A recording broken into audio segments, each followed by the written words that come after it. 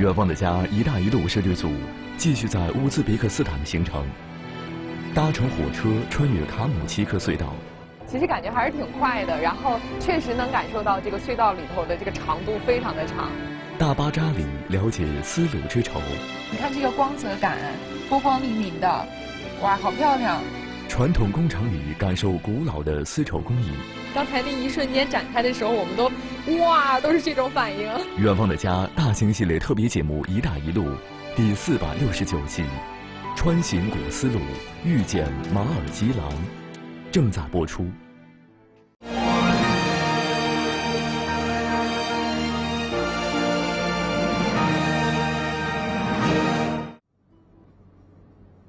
远方的家“一带一路”摄制组继续在乌兹别克斯坦的行程。结束了希尔河州的拍摄，我们返回首都塔什干，从这里出发，前往下一个目的地马尔基兰。马尔基兰是费尔干纳州的重要城市，位于费尔干纳盆地的东南部。汉代张骞出使西域时途经的大渊国就坐落在费尔干纳盆地，而古代中国商人带去的桑蚕养殖和丝绸制作技艺，如今依然在那里流传。现在是早上的7点半，我们摄制组来到了塔什干南站。我们今天要坐火车从塔什干到马尔基兰，中间会穿越另一个组曾经拍摄过的卡姆奇克隧道。我们的车是早上的8点07，现在马上就要进站了。可以看见安检口已经排了很多人，我们这就出发吧。马尔基兰距离塔什干大约350公里，大部分人出行会选择2种交通方式，一种是走公路，但要翻越库拉米山。另外一种是搭乘火车，而过去铁路要绕行塔吉克斯坦，300多公里的直线距离要走上20个小时。2016年，由中铁隧道局承建的卡姆奇克隧道贯通后，我们乘坐火车只需要5个小时就能到达马尔基兰。因为我们没有买到这个普通车的这个车座啊，所以我们现在是在这个 VIP 车座。整个这个车内的环境非常的宽敞，里面是4个座位。这一张票价的价值大概是15.4426苏姆，大概折合人民币是120多到130块钱的样子。我们这个向导胡奇是卡姆奇克隧道承建方中铁隧道局的员工，他告诉我们，铁路是乌兹别克斯坦最重要的交通方式之一。当地政府十分重视铁路运输的发展，最近几年陆续对境内的铁路干线进行电气化改造。我们搭乘的安格连帕普线，简称安帕线，就是2016年投入使用的电气化铁路线，列车时速能达到120公里。每天有2个班列从塔什干发往马尔基兰。那我们这趟车中间会途经几个车站？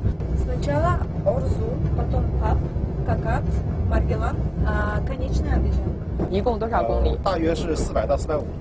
穆赫利萨和谢勒佐尔是这节车厢的乘务员，他们从专业的铁路院校毕业，2016年来到安帕县做乘务工作。谢勒佐尔告诉我们，与过去的内燃机车相比，电力机车宽敞明亮、干净整洁，就连工作服都很精致漂亮。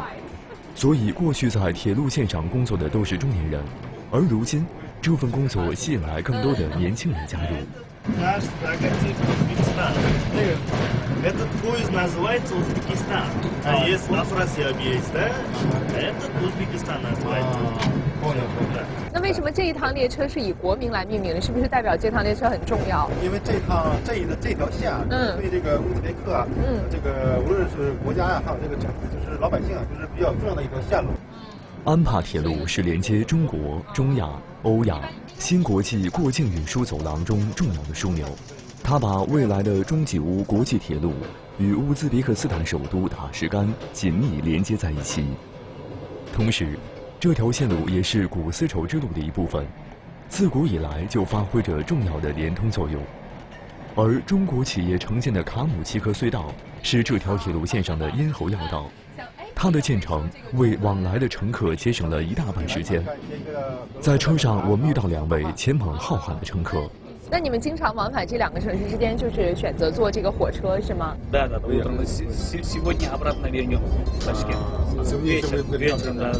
Потому что завтра регистрация будет 8:30. Мы должны быть здесь вовремя. 你们应该也有驾车往返于2地之间吧？哪一种方式更方便呢？ поезде спокойно, безопасно и условия очень хорошие. И потом после поезда потом нормально, спокойно работаем. А машина, вот, если, например, я как водитель, уставчик приедет. И потом работа тоже. 绿野草铺阴，空山雪积银。600多年前，中国明代著名的外交使臣陈诚出使中亚后，记录下他见到的美丽场景。随着火车的行进，海拔逐渐攀升，我们对这句话的理解越来越深刻。近处是丰茂的绿色植物，目之所及是被白雪覆盖的群山。千百年来，丝绸古道就在这山川起伏间不断变化，偏僻与繁华在历史中更替，而道路的变迁和交通工具的改进，不断改变着人们的生活。塔什干到安吉延的这段铁路呢，穿过了乌兹别克斯坦众多的山区。我们现在就是沿着这个山脚在行进的，外面的景色非常的漂亮，不仅可以看到沿线两边的古老村庄，而且远处的雪山啊是清晰可见，感觉离我们非常的近。皑皑的白雪搭配郁郁葱葱的树木，古老的小镇搭配天上的飞鸟，这个景色我们觉得非常的舒服。所以来到乌兹别克斯坦，想要欣赏沿途的风光，乘坐这趟列车也是一个不错的选择。进入群山环抱的库拉米山区后，植被骤然减少，周围都是沟壑纵横的山体。火车行进了大约2个小时后，停靠在一个叫阿勒柱的车站。我们走出车厢，呼吸着冷冽清新的空气。我们曾经在很多地方目睹过天山，如今来到了这座山脉的最西端。随着海拔的升高，空气变得更加透亮。车站被群山环抱，山上覆盖着轻薄的雪，空气清透，能看到远处山的轮廓。短暂停留后，我们继续前行，大约5、6分钟就来到了卡姆奇科隘口。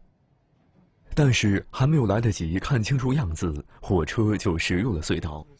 我们现在呢，就是进入到了这个中亚最长的一个隧道了——卡姆奇克隧道，全长是19.272公里。我们刚才看了一下时间，是10点33分进入的。我们想看看一会儿出去的时候大概几点钟，我们花了多长时间穿越这个隧道。当时修建这个隧道的工作人员，应该在这里面的工作环境也很艰苦。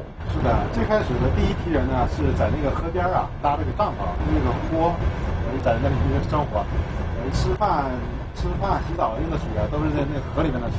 哦，那都是从冰川上流下来的水了。对，都是从山顶上那个雪山融雪。那肯定已经很凉、很冰凉。是那个时候，这个你像洗个衣服啊、洗个澡啊，都是挺困难的。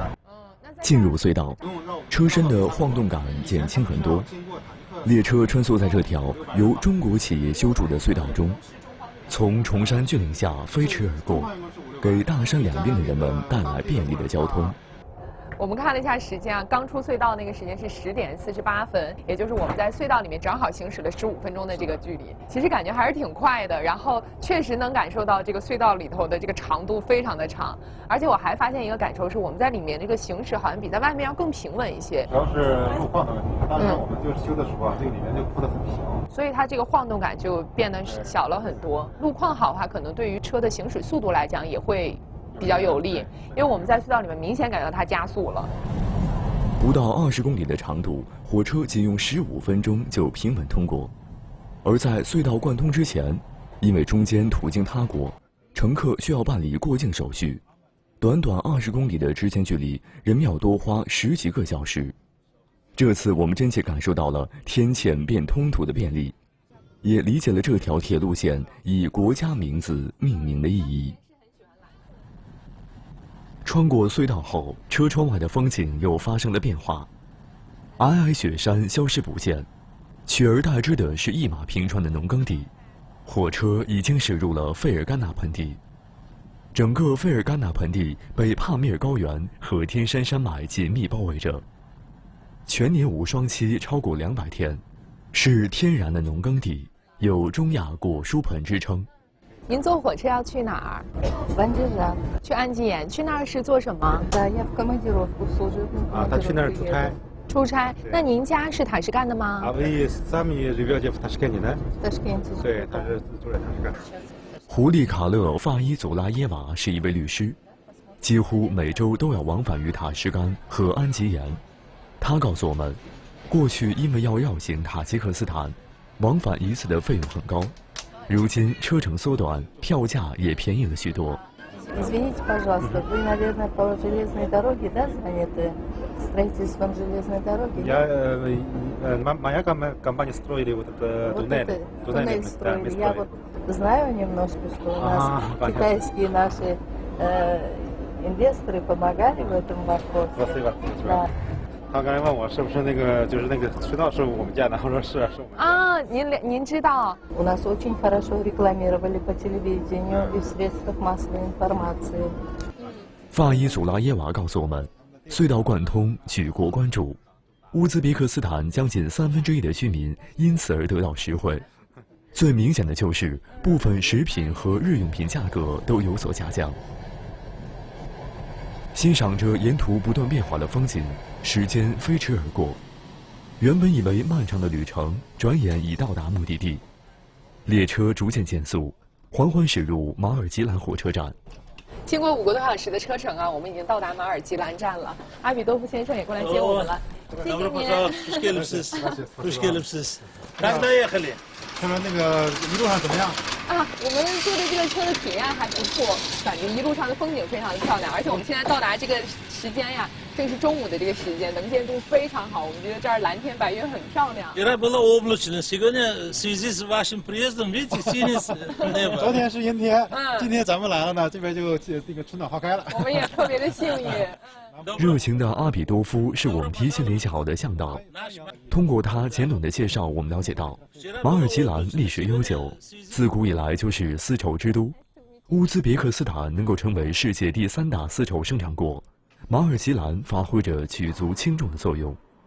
接下来，我们将跟随阿比多夫去了解这座古老的城市。走访古城最大的巴扎，这里好热闹啊！什么样种类的商品都有。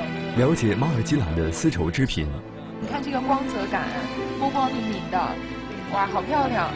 远方的家大型系列特别节目《一带一路》第469期，穿行古丝路，遇见马尔基兰，正在播出。丝绸之路上的活化石，一带一路建设的重要伙伴。乌兹别克斯坦确实是最早支持并且参与“一带一路”倡议的国家。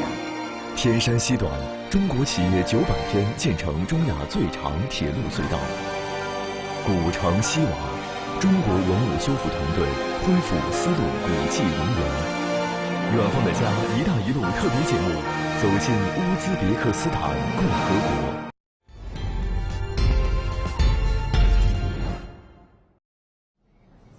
费尔干纳盆地位于乌兹别克斯坦、塔吉克斯坦和吉尔吉斯斯坦3国交界地区，其中乌兹别克斯坦有3个州坐落在盆地中，马尔基兰所属的费尔干纳州是其中之一。自古以来，马尔基兰都是远近闻名的丝绸生产中心，如今，当地人依然以生产传统丝绸而自豪。我们现在就是在马尔基兰的市中心了，是吗？感觉非常的热闹。我们对面那个是一个什么建筑啊？那是个水果市场。之前啊，这个马尔基兰是这个费尔干纳盆地的一个中心，其他城市呢都归他来管。哦。阿比多夫先生是马尔基兰人，曾在乌兹别克斯坦国家电视台工作了30多年。阿比多夫退休后回到家乡马尔基兰生活。他告诉我们，马尔基兰地处费尔干纳盆地中心，面积虽然不大，但历史悠久，建市已有2000多年。2000年的时候啊，也是一个历史非常悠久的城市了。行走在马尔基兰，我们发现，与其他地方相比，这里的居民穿着更为传统。女性上街大都会戴着头巾，大部分男性会戴着4角民族小帽，这样的打扮与丝路古镇的气质十分相符。людей занимается торговлей. Здесь логистический центр. Железная дорога тоже в Фергану не едет, он Маргелане. Поэтому Маргелан сейчас тоже является большим торговым центром всего Узбекистана. 那这里是丝绸这么著名的一个城市，也是跟它的地理位置很息息相关的。Да, во время шелкового пути этот караваны прошли через Маргелан. И здесь, да, караван. Ну, это верблюды, да.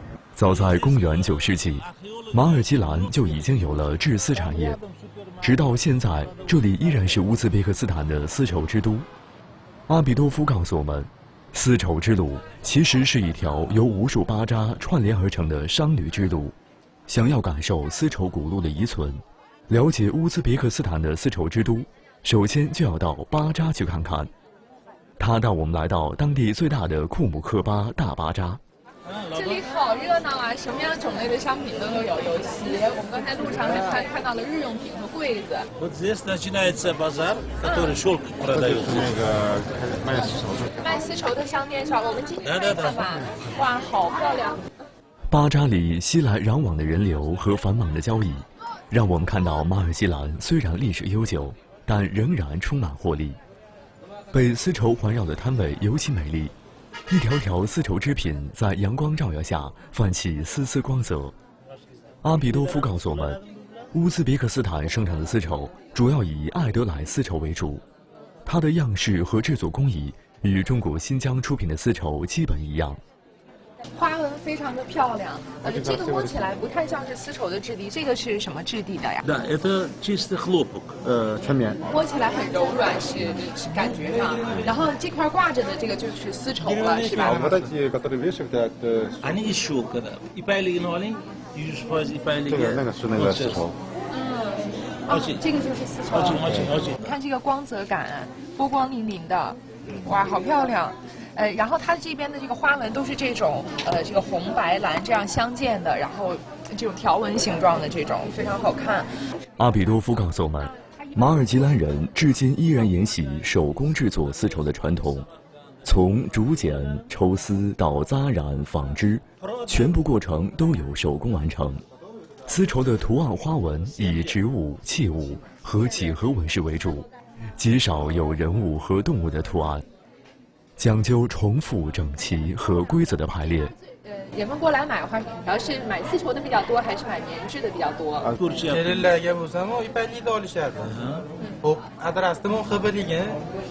如果说你是参加婚礼或者是那个什么比较重要的场合用的衣服啊，他们就比较喜欢买丝绸的。如果是平时穿的呢，更喜欢选这个棉质。棉质的，是不是棉质的价格也更实惠一点？ Да, хлопок дешевле. Потому что у нас хлопок много. Узбекистан это родина хлопка. 因为这个乌兹别克盛产棉花，所以棉质和丝绸都是这里的特色。那您这个店是？艾德莱丝绸的宽幅一般都是40厘米，每米价格相当于20多元人民币。如果剪裁服装，就把几片丝绸拼接起来，但要保证图案的完整。巴扎里的商户大都有自己的手工作坊，在这里租下摊位，可以接待一些当地的零售客户。最主要的还是通过这个窗口接一些外地客商的订单。我看您拿这个图纸是过来定制这个文案的吗？它是玩偶剧院吧？他们那个玩偶啊，要做成这样的衣服。好漂亮，给大家看一下。您找这个和这个相似的图案，然后回去自己制作衣服是吧？是的。穆泽法尔来自5、6公里外的费尔干纳市，虽然那里也有很多商户销售各种丝织品，但价格要贵一些。穆泽法尔在木偶剧院工作10多年，几乎每隔1、2年就要来马尔基兰采购丝棉制品，为木偶制作服饰。他与巴扎里的商户都很熟悉，这次他们要给一批大木偶定制服装，木偶的身高能达到130厘米左右。准备定多少啊？Ага, сколько метров? 10-13, да? На 10-13. 这个一身是10到12米左右。准备选多少钱1米的？还没谈好，给多少个玩偶做呀？啊，一共是5个玩偶。穆泽法尔在价格方面有些犹豫，毕竟从外地特意赶过来，还是希望买到的丝绸不仅物美，价格也能再便宜一些。丝绸之路是一条经济贸易的通道，在历史上，东西方的商品都可以通过这条通道进行交换。这种交换使丝路沿途的人们生活更加丰富。如今，丝绸依然是这个古老的城镇与外界产生联系的重要纽带。您家的这个生意很好呀，这些丝绸都是你们自己做的吗？还是从工厂运过来的？啊，自己也做，他们自己做。但是他们都是家族里边那个，就是做这个东西。郝里斯安今年49岁，从小就跟长辈学习纺织技术。他告诉我们，女孩子从小学习纺纱织布是当地的传统。有的人家还会专门请来师傅传授技艺。在我们聊天时，郝里斯安的丈夫走了过来。您家有几辈都在做这个？ Я не помню, я знаю только 4 поколения, а дальше тоже занимались, говорят. 穆赫马特过去经营着自己的丝绸小作坊，最近几年，当地政府十分重视旅游业。2016年改建了这个市场。夫妻俩看中商机，立刻租下摊位。3年来，生意越来越红火。您在这里面最喜欢哪一个样式啊？丈夫设计的这个您喜欢吗？您最喜欢这个？那这里面有您设计的吗？ Нет, муж делает. Он ткет, ткацкие станки. 妻子负责织，丈夫负责设计这个图案是吧？您的这个卖的很好啊，刚才很多人都喜欢这一条，这个是不是最畅销的一条啊？对，这个卖的很好。夫妻2人分工很明确，穆赫马特负责设计和绘制图样，郝里斯安纺纱织线，把丈夫的想法逐个实现。他们用一笔一画、一针一线。 守护着祖辈传承的技艺，正是像他们这样的手艺人，使这座丝路古城穿梭千年，依然热闹并充满生机。您是来？我看这个地方都是卖新娘的衣服的，您是要给新娘选漂亮的衣服吗？给新娘买。马上要这个儿子要结婚了，是不是？看着这位女士喜气洋洋的脸庞，就知道家中好事将近。她专程从15公里外的老家过来，亲自为儿媳妇买礼服。谢谢。直接拿我来试验一下是吧？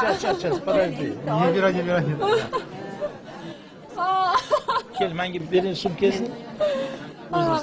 我来这儿啊，直接为我试验一下了。这个怎么披呀？哦。这样。哦，是这样的。啊。你手撑着啊，然后这样鞠躬是吧？聊天中我们了解到，他叫拉诺，今年52岁。拉诺有4个儿子，其他3个都已成婚，每个孩子的婚礼都由他一手操办，每一位儿媳妇的礼服都由他亲自挑选。拉诺最看重的是面料质感和手工的品质。婚礼的这个鞋呀都很漂亮，也是这种像丝绸一样的那种颜色。这个也是用丝绸做的吗？也是那个丝绸。也是丝绸做的。从鞋。服饰和鞋子都是手工制作，面料都是纯丝绸制品，所以价格不菲。整套置办下来不少于3000元人民币。拉诺一样不少的全部买了下来。他希望能为小儿子筹办一场热热闹闹的婚礼。丝路为乌兹别克斯坦留下许多商业重镇，古老的巴扎见证了这些城市的兴衰。商队驼铃早已远去，巴扎里的丝绸、棉布依然不失往昔的风情。人们保留着祖辈的传统，将丝绸视为最美丽的织物，也是最古老的流行商品。食物染料扎染出美丽丝绸。刚才那一瞬间展开的时候，我们都哇，都是这种反应。传统工厂里感受古老的丝绸工艺。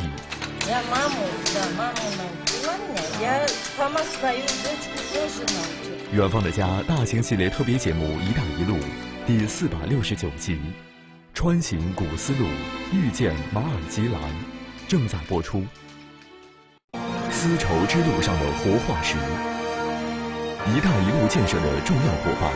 乌兹别克斯坦确实是最早支持并且参与“一带一路”倡议的国家。天山西段，中国企业900天建成中亚最长铁路隧道。古城西瓦，中国文物修复团队恢复丝路古迹陵园。远方的家，一带一路特别节目，走进乌兹别克斯坦共和国。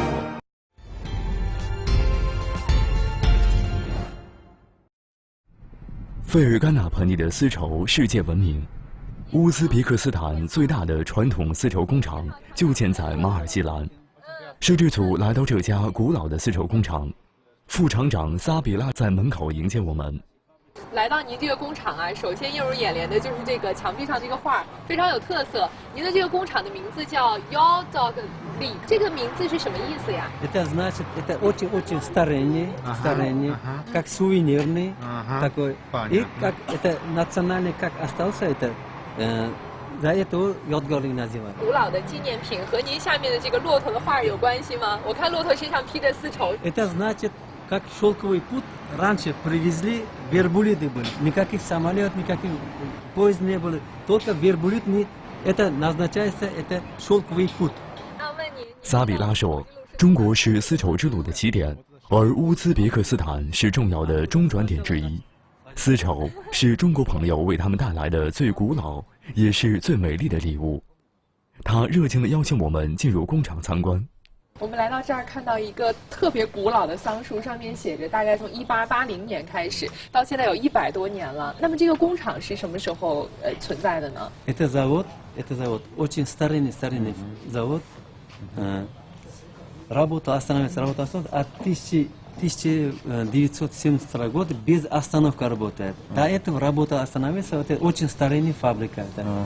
他说这个工厂就是时间是有一定的年头了，然后那个是1856年的那个停工了一段时间，然后1972年又开始生产。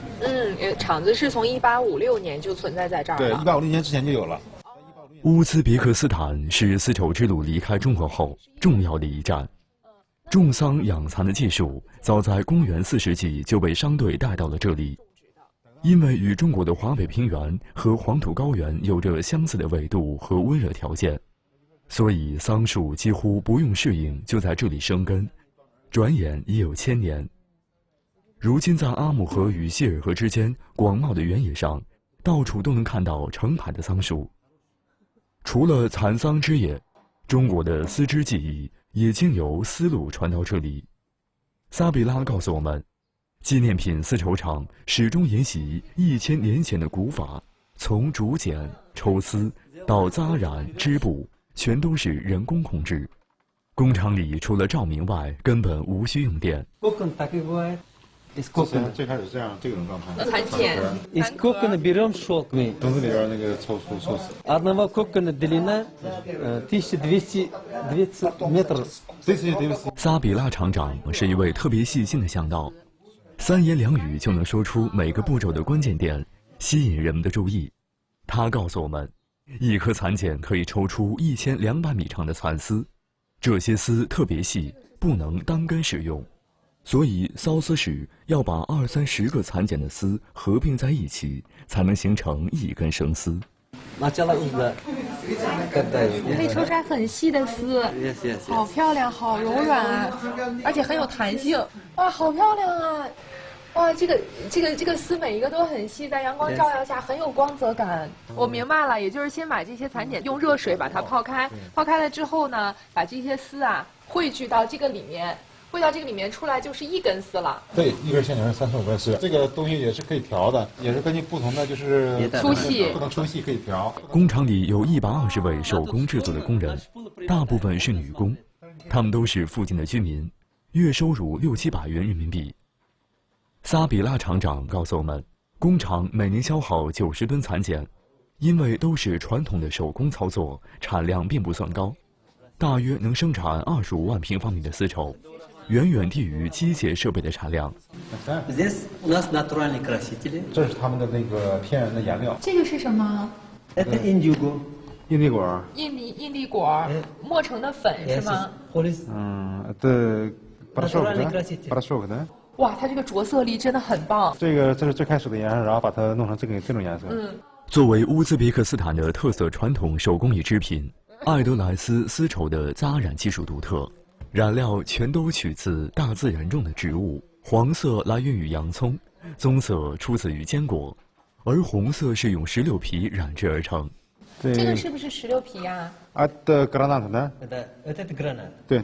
哦，这个石榴皮染出来的颜色就是这样的。哦，全部都是拿这个植物的颜色染出来的。染色时，先用绳子扎起丝绸，再浸到染料里入色。片刻之后，一团皱巴巴、十分不起眼的布料，在染色师傅的手中华丽丽变身。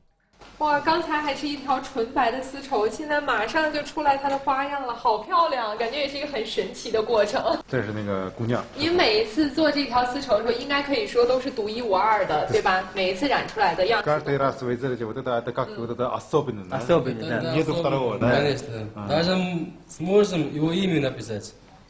他都可以把你的名字印到上面。所以它和这个印染的不一样，等于是手工的它的创作的空间更大。您每天创作这个丝绸是不是也有很多的乐趣？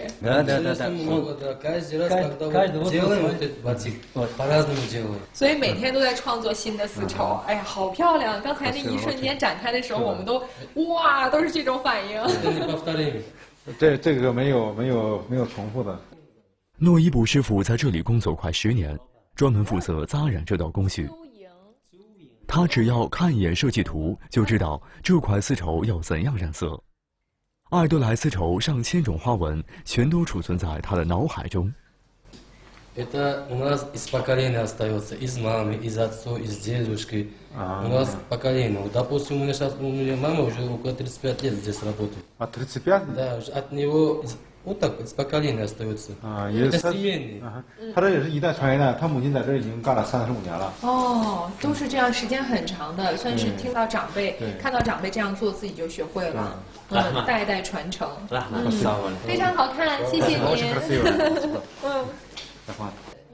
萨比拉厂长非常自豪地介绍说，别看他们的厂房和设备都比较陈旧，但工人们的技术都出自家族传承，每个人对待丝绸都像自己的孩子一样充满感情，所以他们的产品还像100多年前刚建厂时那样精致。他带我们来到纺织车间，偌大的空间里，几位女工正在认真地织布。После красителя уже рисунок готов, наметик рисунок готов. Сейчас она двух педалями сейчас работает, сейчас два ногами, 2 руками и глазами работает, сейчас шьет, ручная работа. 所有工序中，手工纺织的进度最慢，甚至一些精致的丝绸，每天织出的长度只能以厘米来计算。在马尔基兰，家家户户都会织染丝绸。有些人家还把这门手艺的好坏作为青年人择偶的标准。您好。你好，您织布多长时间啦？25年。您刚才这个速度非常敏捷，大概一天能织多少米啊？4-5 метра。一天4到5米。您也是跟您的这个长辈学习的吗？ Я маму научила меня, я сама свою дочку тоже научила. 您女儿也学这个，现在您女儿在这个工厂工作吗？对，也在工作。就是这样代代传承的。在这里，一家人同时在工厂工作的现象很常见。毕竟与农耕相比，扎染纺织收入要多一些，而且不用风吹日晒。如今工厂大部分订单都来自国外。萨比拉厂长认为，客户看重的正是他们手工制作的品质。Это не можем, это мы сами хотим, потому что это ручная работа очень ценится, и наши это как национальный, это под этого остается друг другу, вот это, как это, да, остается, и потом это очень ценится ручная работа, все натуральный. 他们那个就是他们织出来这个布，这个丝绸这个布啊，很多的都用在于那个时装秀啊，或者是那个就是模特身上了。现在就是说很多的这其他国家的也是慕名而来吧，都知道这里的很有名。工厂里机杼声声，这声音沿着丝绸之路穿越了时间，跨越了空间。伴随着轻快的节奏，万千丝线在织工们的双手中交错往复。女儿在母亲的指导下，从蚕茧中抽出了轻盈的丝线。蚕丝染色的技法，爷爷传给父亲，父亲又交给了儿子。而古老的丝织技艺，就在他们这样的传承中保留至今。我们刚才在工厂里看见的扎染的那条丝巾，现在已经挂在这里售卖了，非常漂亮。这条丝巾卖多少钱一条Одного сейчас наши суммы 80 тысяч. ？8万苏姆折合人民币大概是864块钱。60多块钱，哇，那以这个我觉得价格上来讲还是很实惠的，纯丝制的，然后天然的燃料制出来的。Очень тонкий шелк. 很轻的一个。Вот смотрите, как летает. 哇，哇，非常的轻，它飘在空中更好看了。当地人对本国生产的丝绸一向不吝于用华美的词汇形容，质地柔软，轻盈飘逸，图案层次分明，色彩艳丽。轻盈华丽的丝绸是乌兹别克斯坦人的生活必需品。他们将丝绸制作成衣服、围巾、帽子穿戴在身上，也会把丝绸织成地毯、窗帘，用于生活中。那是本地人来买的比较多呢，还是外地的游客呢？ Узбеки редко придет, да, каждый день придет, мало-мало покупает, а заказ много дает. А туристы придет, много покупает, еще они тоже заказ тоже больше дают. Просто очень много ручной работы, и это для шелка, это иностранцы очень много спроса. 这个主要是外国人呢。Интерес тоже очень много. 这个外国人呢，对这个丝绸的兴趣还是比较大的，需求量也比较大。而且这个染出来的颜色也很有当地的这个风情，所以他们可能买回去当做纪念品。早在丝路兴盛的中国隋唐时期，产自中亚的素特锦就已经风靡欧亚。一条丝路连接着两国的过去与现在。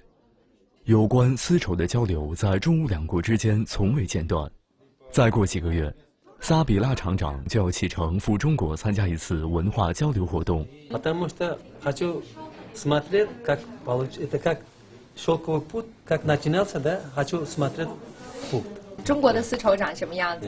对还有其他计划吗？想去中国看看什么？ Посмотреть всех, как они живут, как это готовят, это все могу смотреть и чуть-чуть отдохнем там пойду.